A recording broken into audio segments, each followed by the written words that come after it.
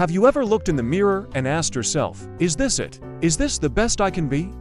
We get so caught up in our daily routines, the deadlines, the responsibilities, that we forget to check in with the most important person in our lives, ourselves. What if I told you that the person you dream of being isn't some distant fantasy, but is actually waiting for you, just a few small changes away? Today, we're not just going to talk about it. We're going to start the journey of becoming the best version of yourself. And it starts right now. First things first, let's get real. Becoming your best self isn't about a magical overnight transformation. It's not about becoming someone else entirely. It's about stripping away the layers of doubt, fear, and bad habits that are hiding the incredible person you already are.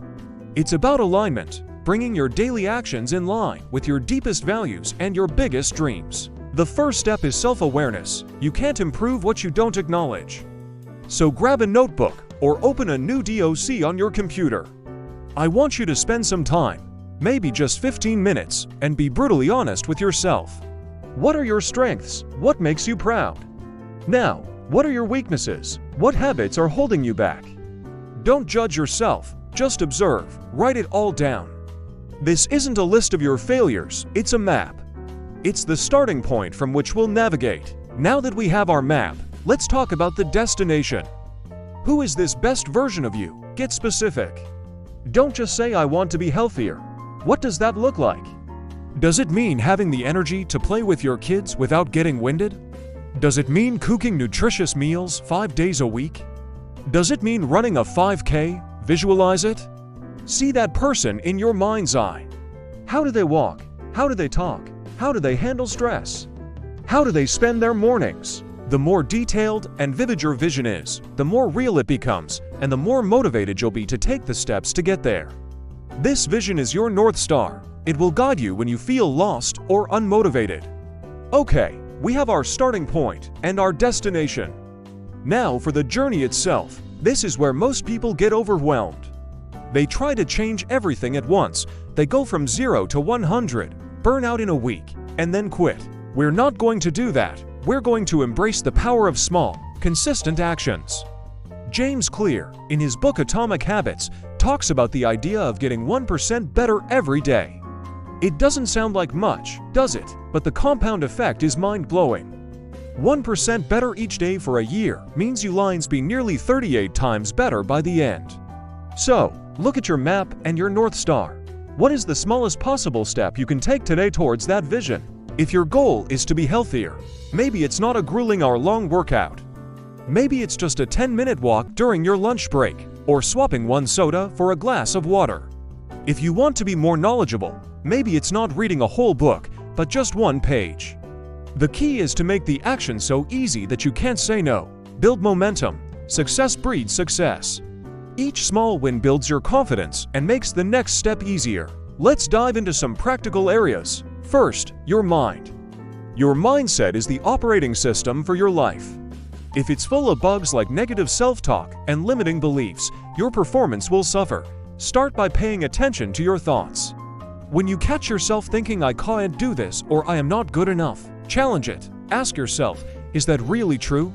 Or is it just an old story you've been telling yourself? Reframe it. Instead of this is too hard, try this as a challenge and I'm capable of figuring it out. Practice gratitude daily. Every morning or evening, write down 3 things you're grateful for. This simple act retrains your brain to look for the positive, which can dramatically shift your entire outlook on life. Feed your mind with positive input. Listen to uplifting podcasts, read inspiring books, and follow people who motivate you. You are what you consume, and that includes the information you feed your brain. Next, your body. Your body is your vehicle for experiencing life. You wouldn't put cheap, dirty fuel in a high-performance car, so why do it to yourself? I'm not saying you have to eat nothing but kale and quinoa. It's about making conscious choices. Prioritize whole foods, fruits, vegetables, lean proteins. Pay attention to how different foods make you feel. You'll soon realize that a burger and fries might feel good for a moment, but a balanced, nutritious meal gives you sustained energy.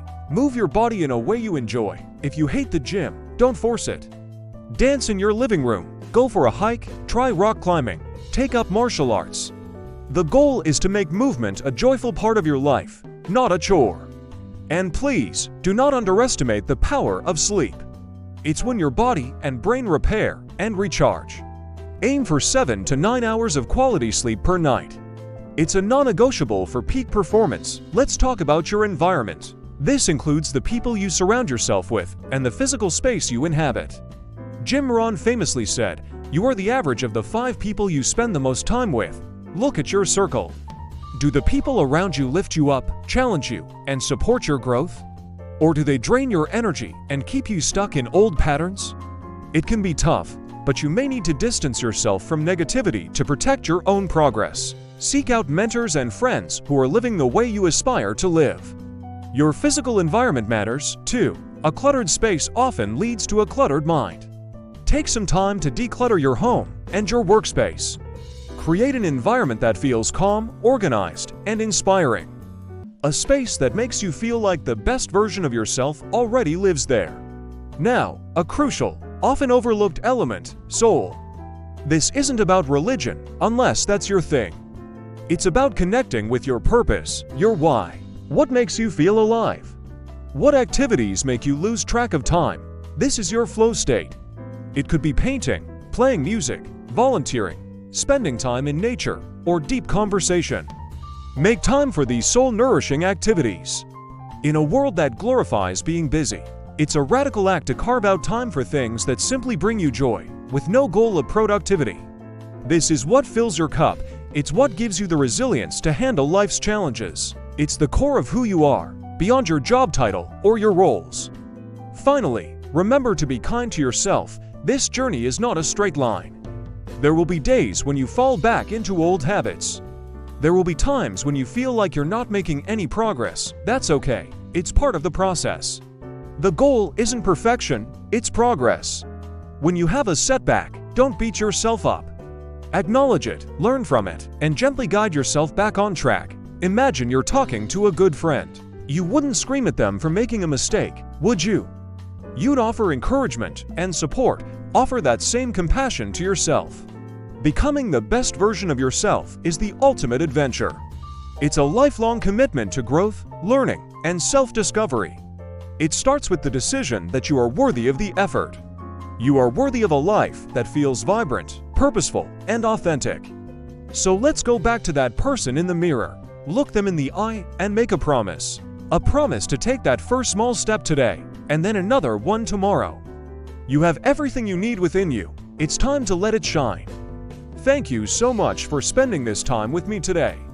If this resonated with you, hit that like button and subscribe for more content on living your best life. I'd love to hear from you in the comments. What's one small step you're going to take today? Let's support each other on this journey. See you in the next video.